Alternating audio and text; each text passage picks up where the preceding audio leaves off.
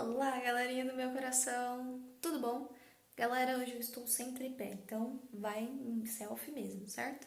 Presta atenção um pouquinho aí, gente. Hoje nós vamos falar um pouquinho sobre parnasianismo, tá? Um movimento que é totalmente diferente, tanto do romantismo quanto do realismo, que foi o último movimento que nós vimos, certo? É um movimento bastante formal que se encontra também no século XIX.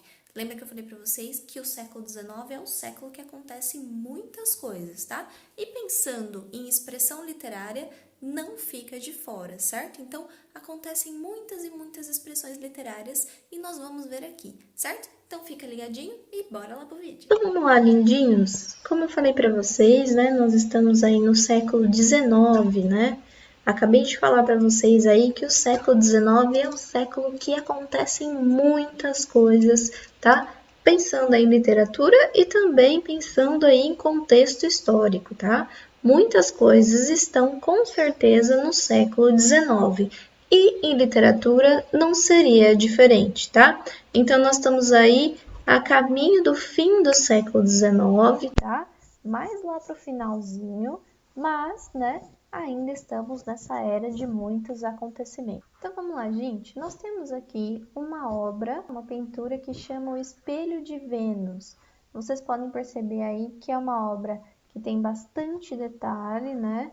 Que é uma arte que vai se assemelhar bastante daquela ideia de perfeição. É uma obra do pintor inglês Edward Burne, de 1875, tá? A técnica dessa obra, gente, é pintura a óleo, né? É uma das pinturas aí mais comuns que nós temos aí dentro das artes. O que acontece, gente? Essa obra vai sim se aproximar sempre dessa ideia de perfeição. Então, gente, nós temos aqui uma imagem que vai ressaltar essa ideia de que é ideal. Qual é a beleza ideal que nós temos? Qual é o conceito de beleza criado até então, certo? Então, esse é o conceito que vai aparecer dentro dessa obra. Vocês vão ver mais para frente como isso vai funcionar aí tecnicamente dentro da literatura. Então vocês podem perceber que essa exaltação do belo é bastante pertinente dentro dessa obra, tá?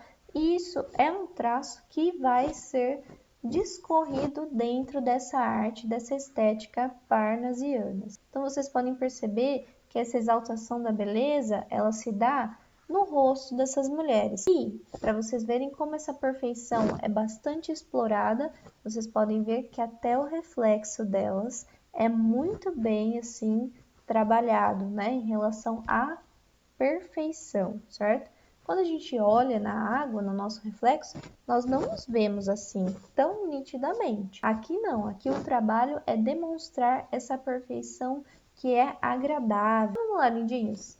Quais são as características desse movimento literário? Primeira coisa, é um movimento literário que vai trabalhar muito com a ideia de objetividade, assim como o nosso movimento literário anterior, certo? Vocês vão ver em que momento isso vai se diferenciar, certo?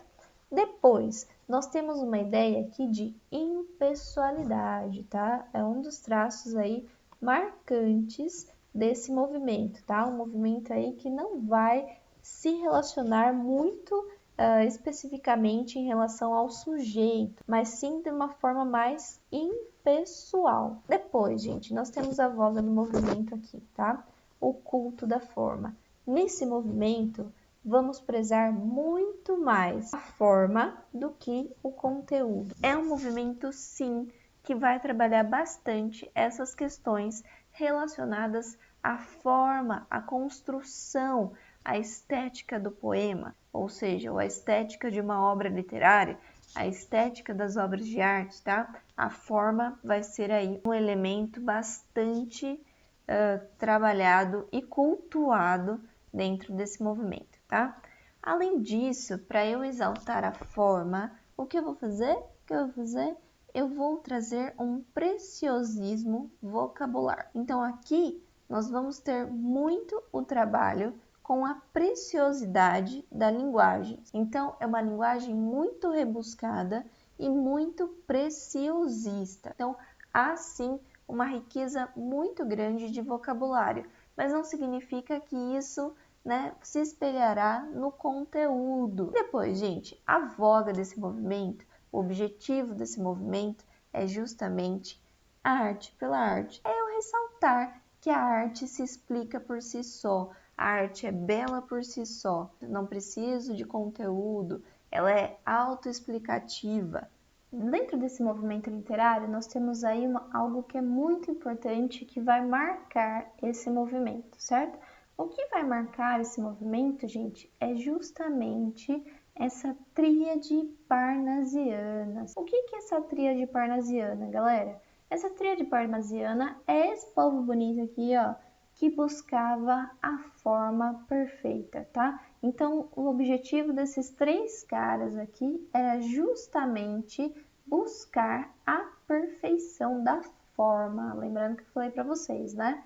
Dentro desse movimento, o que importa, tá? O que está em voga é justamente o trabalho de elevação da forma. O conteúdo fica em segundo plano, tá? Então é sempre a forma em detrimento do conteúdo. Então vamos lá, gente.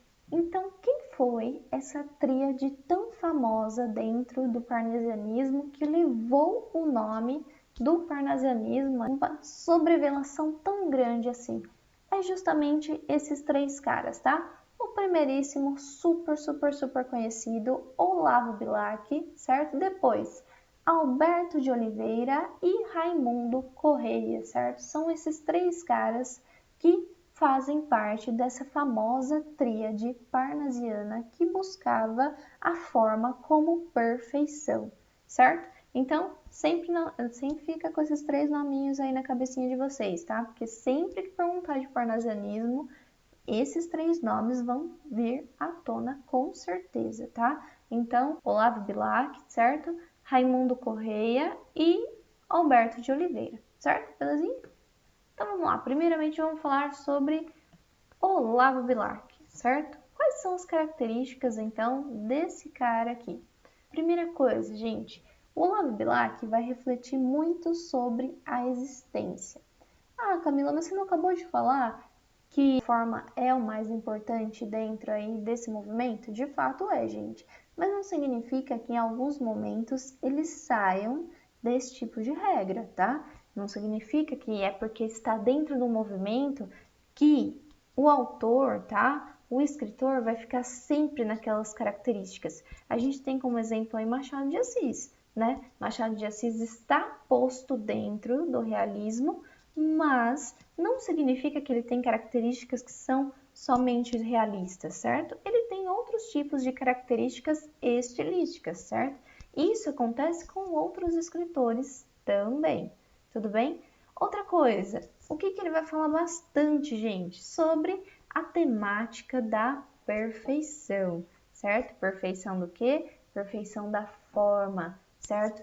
De como o poema deve ser estruturado, quais são as palavras que nós devemos utilizar dentro de um poema, tá? Então, tudo isso ele vai colocar em voga dentro aí da sua poética, tá? Depois, é um poeta bastante aí nacionalista e que vai explorar dois elementos bastante interessantes, tá? Primeiro, a mitologia, tá? Por que a mitologia? Porque a mitologia, gente, remete aos padrões clássicos, certo? Se nós estamos falando de perfeição aqui, galera, consequentemente nós estamos falando de coisas clássicas, tá? Porque o clássico é límpio, ele é extremamente perfeito, tudo bem? Por isso o nome clássico. E a mitologia com certeza remete aí às obras clássicas, tá? E depois ele vai trabalhar também o sensualismo, mostrando a perfeição também, certo? Então vamos lá, gente. Trouxe aí para vocês um poeminha sobre desse cara maravilhoso, né? Deixa eu confirmar se tá gravando, pelo amor de Deus. Tá gravando? Então vamos lá, gente. O poema chama Profissão de Fé. Invejo o ourides quando escrevo, imito o amor, com que ele, em ouro, o alto relevo faz de uma flor. Imito-o, e pois nem de Carrara a pedra firo, o alvo cristal, a pedra rara, o ônix prefiro. Por isso, corre por servir-me sobre o papel. A pena, como em prata firme, corre o cinzel. Corre, desenha, enfeita a imagem, a ideia veste. Cinge-lhe do corpo a ampla roupagem azul celeste. Torce, aprimora, alteia, lima a frase, enfim, no verso de ouro engasta a rima, como um rubim. Certo, gente? Primeira coisa que a gente consegue identificar que é um poema metalinguístico, certo? Ou seja, a linguagem explicando a própria linguagem. O que ele está falando aí? Como escrever um poema, certo? Escrever um poema é um trabalho árduo. Vocês podem perceber a escolha vocabular desse cara. Assim aqui um preciosismo de linguagem muito bem trabalhado, né? E uma estrutura de texto também muito encaixadinha, tá? Muito na caixinha, pode ver. Então vamos lá, gente, continuando. Esse poema Profissão de Fé é o poema inaugural do Olavo Bilac dentro do movimento parnasiano, certo? Essa ideia, tá, de ele falar que inveja o Ourides, o que significa isso, gente? O Ourides é o cara que faz joias, certo? Então, para você fazer uma joia, você tem que trabalhar com sutileza, você tem que ter um olhar clínico. Por quê? Porque uma joia é perfeita, tá? E o que ele quer? Ele quer que o seu poema, assim como uma joia, consiga ser perfeito, tá? É a ideia aqui, gente, da defesa da arte pela arte, tá? Um poema que se explique por si só, se explique pela sua beleza, tá? Pela beleza da sua própria formação, pela sua beleza de construção, pela sua beleza de preciosismo linguístico, certo? Então, é esse ponto que o Olavo Bilac quer chegar, tá bom? Beleza, lindinhos? Aí só um exemplo, tá? De um poema de Olavo Bilac. Alguns poemas interessantes deles são os poemas aí mais sensualistas, certo? Mas eu não vou trabalhar com vocês aqui porque eles são um pouco pesados, né? E talvez eu fique um pouco constrangida em falar com vocês sobre isso. Então, se vocês tiverem curiosidade, é só procurar, tá? São poemas aí que trazem bastante complexidade, tá? E que vai falar bastante sobre esse lado sensualista, de uma forma bastante interessante. Então, se vocês tiverem curiosidade, dá uma pesquisadinha ali, é só jogar o Olavo Bilac que vocês vão achar esses poemas, tá? Então vamos lá, continuando, lindinhos. Agora a gente vai falar um pouquinho sobre Alberto de Oliveira. Quais são as características desse cara? Vocês vão ver que as características vão se repetir, tá? Primeira coisa, rigidez da forma, certo? É sim a voga do movimento, a gente não consegue fugir disso. Então, é um dos autores aí, um dos poetas que mais vai trabalhar essa ideia de rigidez da forma. Além de trabalhar essa rigidez da forma, o que acontece? Ele também vai trazer conceitos relacionados à precisão, certo? Para vocês verem quanto eles fazem uma análise clínica dessa forma, tá? De como eu vou construir o meu poema, de como eu vou pensar a obra de arte, sempre pensando na sua questão estrutural. O que acontece, gente? Aqui, a rigidez da forma é tão grande que a gente tem aí uma pobreza de conteúdo bastante evidente, tá? Uma pobreza de conteúdo bastante evidente. A gente não vai ver nenhum tipo de emoção, tá? O Olavo Bilac até que demonstra alguns tipos de emoções, tá? Mas o Alberto de Oliveira não. O Alberto de Oliveira é estritamente construtivista, certo? E a gente vai ter bastante descrição. Então, são duas coisas que a gente vai ver, tá? Forma rígida, precisa e pobreza temática. Então, são duas coisas aí em contraste. Uma coisa é muito bem elaborada e a outra cai por terra, certo? Então, vamos lá. Olha só o que esse cara vai fazer, gente. Ele vai descrever, falei para vocês que é uma das características dele, né? Vai descrever um vaso grego. Olha só, que conteúdo maravilhoso. Gente, qual que é o conteúdo que a gente tem aqui? A gente não tem nenhum conteúdo, certo? Nós temos a descrição perfeita de um vaso grego, não é qualquer vaso, tá? É um vaso que remete a perfeição clássica. Olha só, tá? Não é qualquer tipo de vaso, não, tá bom? Não é um vaso da esquina, não é um vaso ali da pedraria. Não, é um vaso grego, certo? Então vamos lá. Estas de áureos relevos, trabalhada de divas mãos, brilhantes copas, um dia, já de aos deuses servir como cansada, vinda do Olímpio, ao novo deus servia. Olha só, além de ser o vaso grego, nós temos bastante esse diálogo, né, com a mitologia. Era o poeta de Teos, que a suspendia. Então a hora repleta, hora esvazada, a taça amiga aos dedos seu tinha, toda de roxas pétalas calmada. Depois, mais a lavar da taça admira, toca e de ouvido aproxima as bordas finas que hás de lhe ouvir, canora e doce. E nota a voz, qual se dá da antiga lira, fosse a encantada música das cordas, qual se essa voz de Anacronte fosse. Então vamos lá. Seguinte, gente, é a descrição do processo de criação de um vaso, ou seja, da sutileza que você precisa ter com as mãos, daquele trabalho, né, artesanal, que é muito bonito, muito perfeito, é belo, tem uma inspiração do eu. E além disso, nós temos também uma análise aí metalinguística da própria construção do poema, pensando sempre nesse lado aí de construção da forma, assim como é a construção de um vaso grego. E um vaso grego criado a partir da antiga lira, da canção da lira, que é um tipo de música também relacionada à antiguidade clássica, certo? Então vocês podem ver que tudo que é explorado aqui é a partir dessa coisa que é clássica, que é bonito, que é perfeito, certo? E o poema também deve se encaixar aí nessa perfeição formática. Tudo bem? Beleza? Vamos lá, continuando outro exemplo para vocês aqui. O pior dos males. Baixando a terra, o cofre em que guardados vinham os males, indiscreta abria Pandora. E eis deles, desencadeados à luz, um negro bando aparecia. O ódio, a inveja, a vingança, a hipocrisia, todos os vícios, todos os pecados, dali voaram. E desde aquele dia os homens se fizeram desgraçados. Mas a esperança do maldito cofre deixara-se ficar presa no fundo, que é a última a ficar na angústia humana. Por que não voou também? Para quem sofre, ela é o pior dos males que há no mundo, pois dentre os males ela é o que mais engana. Gente, nesse poema nós temos sim aí uma reflexão, né? O que acontece?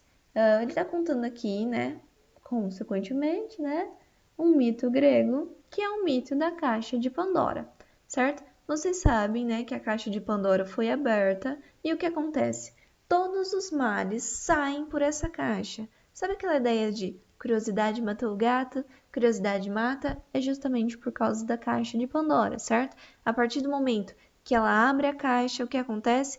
Todos esses males saem da caixa e ela fecha rapidamente. No que ela fecha, ela tranca a esperança, tá? Só que, gente, a esperança é uma faca de dois gumes, certo? Ela é o bem que move a humanidade. Nós vivemos, né? Nós continuamos nosso caminho, apesar de tudo que acontece, porque nós temos esperança de um futuro melhor. Agora imagina vocês, e quem tem essa esperança que é vã? Tem essa esperança que de fato não vai se concretizar. Por exemplo, uma pessoa que está doente, está no fim da vida, né? Ela constrói essa esperança dentro dela, só que ela sabe que aquilo não é real, certo? E o que ela faz? Ela se auto-engana para continuar aí até o seu último suspiro, tá? Então, o que ele fala aqui? A esperança, ela tem tanto o seu lado positivo quanto o seu lado negativo. Por quê? Porque ela nos auto-engana, é uma constante de enganações, certo? Mas é uma enganação que pode ser sim positiva, pensando aí no desenvolver da sociedade, né? No nosso caminhar perante a vida. nós só caminhamos porque nós temos sonhos e nós temos esperança de conquistar. Mas também essa esperança pode ser algo que definha o ser humano, certo? E nós temos aqui o outro lado, né? Esse lado de explorar aquilo que é clássico e que é perfeito. A partir do momento que não há perfeição, né, acontece coisas ruins, tá? Então aqui a gente também tem um diálogo em relação à perfeição e também precisão. Por fim, aqui a gente tem Raimundo Correia, tá? O que acontece com esse cara? Gente, esse cara vai explorar muito questões relacionadas à natureza, relacionada à melancolia, pessimismo. Ele é totalmente filosófico e vai trabalhar muito aspectos relacionados à moralidade. Vocês vão perceber que dessas 3 pessoinhas aí, né, dessa tríade parnasiana, o cara que mais vai focar nisso é justamente o nosso amigo aí, Alberto de Oliveira. Vocês vão perceber que essa rigidez formal vai ser bastante constante nas suas obras, tá? Tanto em Olavo Bilac como em Raimundo Correia, vocês vão perceber aí que eles conseguem transitar por outros lugares, tá? Eles conseguem ter uma estética aí um pouquinho mais abrangente. Então vamos lá. As pombas.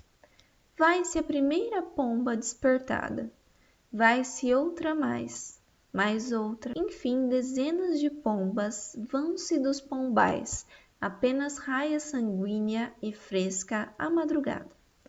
E à tarde, quando a rígida nortada sopra aos pombais de novo elas, serenas, reflutando as asas, sacudindo as penas, voltam todas em bando e em revoada. Também dos corações onde abotoam os sonhos, um por um, célebres voam, como voam as pombas dos pombais. No azul da adolescência as asas soltam, fogem, mas aos pombais as pombas voltam, e eles aos corações não voltam mais.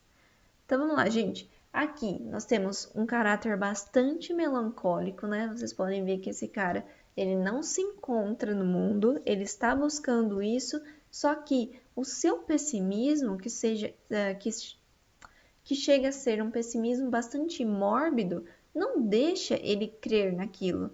Não deixa ele crer que ele pode ter um bom futuro, que ele pode ter relações com pessoas, que ele pode abrir o seu coração, tá? Por quê? Porque ele está comparando esse sentimento com as pombas, certo? Com a descrição do que as pombas fazem no dia a dia delas, certo? Então elas acordam, elas voam, elas estão sempre lá de boa, tá? Mas elas vão e voltam. O que acontece? Tudo que é relacionado ao coração só vai, certo? Ou seja, acaba e não volta mais, certo? Então a gente vai ter bastante essa expressão melancólica e também pessimista do eu. Depois a gente tem aqui um outro poema dele também. A Cavalgada. A lua banha a solitária estrada. Silêncio. Mas além, confuso e brando, o som longínquo vem se aproximando do galopar da estranha cavalgada. São fidalgos que voltam da caçada. Vêm alegres, vêm rindo, vêm cantando, e as trompas a soar vão agitando o remanso da noite embalsamada. E o bosque estala, move-se, estremece. Da cavalgada o estrépito que aumenta perde-se após no centro da montanha. E o silêncio outra vez soturno desce, e a límpida sem mácua alvacenta a lua e a estrada solitária banha. Certo? Então vamos lá, gente. O que acontece aqui? Vocês também podem perceber que há um preciosismo linguístico. Não é um poema de fácil compreensão, justamente por conta do seu vocabulário e da sua construção, tá? Mas tecnicamente ele está mostrando como a vida é extremamente passageira, tá? Como as coisas da vida são efêmeras, passam rápido, não voltam mais, certo? E a gente volta no nosso constante momento de solidão, como se a gente voltasse aí em flashbacks e vivesse a mesma coisa, tá? Como se a fortuna da vida fosse viver essa constante solidão várias vezes, tá? Então as pessoas vêm e vão, sempre vêm e vão, elas não ficam, certo? Assim como os cavaleiros que são andantes, né? Os cavaleiros vão até a luta, certo? Eles passam pelos lugares, mas muitas vezes eles não voltam. Vocês sabem aí que os cavaleiros andantes, gente, muitas vezes saíam de casa e nunca mais voltavam, tá? E no meio do caminho eles tinham novas famílias, ficavam um tempo ali, depois sumia, continuava a sua vida, tá? Então nunca tinha o seu famoso hogar, né? O seu lar, o lugar que é seu, é definitivo. Não, eles vivem toda essa inconstante o tempo todo, tá? Justamente pelo seu ofício. Tudo bem? E é aí uma analogia, né, referente à vida, em como a vida é bastante efêmera, como as pessoas são passageiras, como as coisas são efêmeras, rápidas. Tudo bem, então, lindinhos, vocês perceberam, né, que o movimento parnasiano tem como métrica, né, tem como caráter específico e estético, tá? Justamente essa análise específica da forma, tá? Essa ideia de preciosismo linguístico, de como eu vou concentrar o meu poema dentro de uma forma perfeita, certo? Como eu vou construir um poema que seja perfeito? Quais são os vocabulários que eu vou utilizar? Vocês podem perceber que a compreensão do texto é um pouco complicada justamente pela escolha de vocabulário, tá? Então é sempre, gente, a arte pela arte, ou seja, a arte deve se explicar porque ela é bela, ela deve se explicar por ela mesma, certo? Sem ter muitas interferências, sem a gente ter que conceitualizar conteúdos. A forma vai explicar tudo que é grandioso no mundo, certo? Essa linguagem preciosista vai demonstrar quais são os sentimentos humanos, certo? E não a expressão conteudista em si, tá? E não as expressões que levam o ser humano à reflexão, certo? O que leva a gente à reflexão aqui é justamente a escolha da fórmula e a escolha vocabular, certo? Ou seja, ninguém precisa explicar a arte. A arte é divina porque ela é arte, porque ela é expressão artística, porque o ser humano busca se expressar, busca se entender por meio dela, tá? Então, ela não precisa ser explicada. Tudo bem? Belezinha? Então, terminamos nossa aulinha de hoje. Beijinhos no coração de vocês e até o próximo vídeo.